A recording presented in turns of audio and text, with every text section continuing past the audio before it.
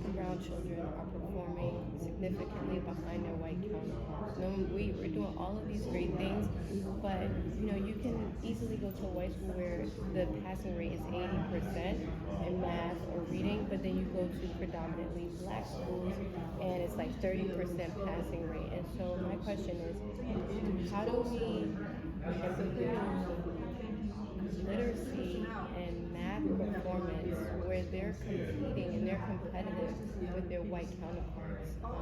Has any of you experienced success and transformational success? Funny that you should ask.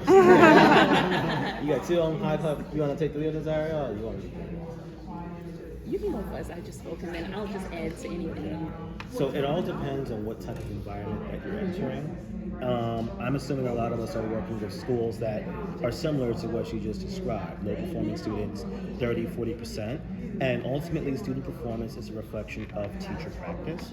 I think the most important thing that you can do to begin doing that, you need to be in classrooms every day, giving feedback to teachers, affirming feedback and adjusting feedback. And part of your role as administrators is learning how to give feedback effectively. There are 4 steps to effective feedback.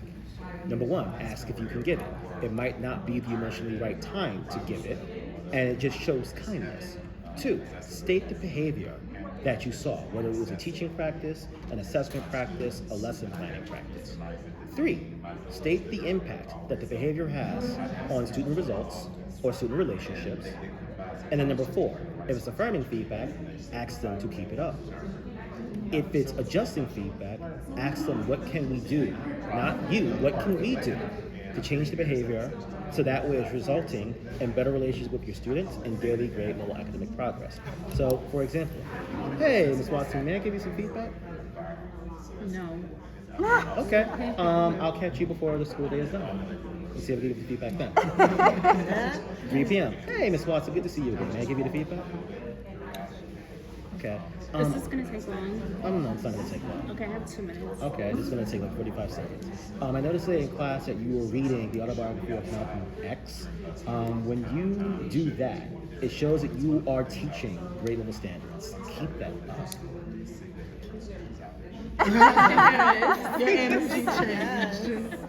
It's important to give affirming feedback when you see someone be successful, because ultimately you want them to get used to you giving feedback, whether it's affirming or adjusting. If you give the affirming or you give the adjusting and you do it consistently, they will learn eventually, oh, this person is really invested in my growth. As a leader, if you haven't done observations a day or if you haven't given feedback, and if I was your coach, I'm like, okay, in the next week, how many teachers are you managing? 5. You have 5 observations and 5 debriefs you have to do.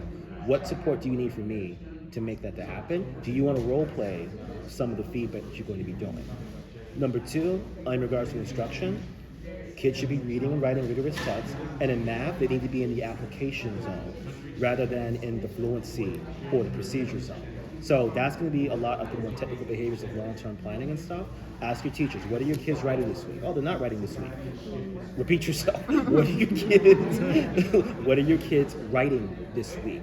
They need to be writing something. The easiest way to train a reader is to teach them how to write, because it teaches them how to interact with the text, to pull out evidence, to respond to a prompt,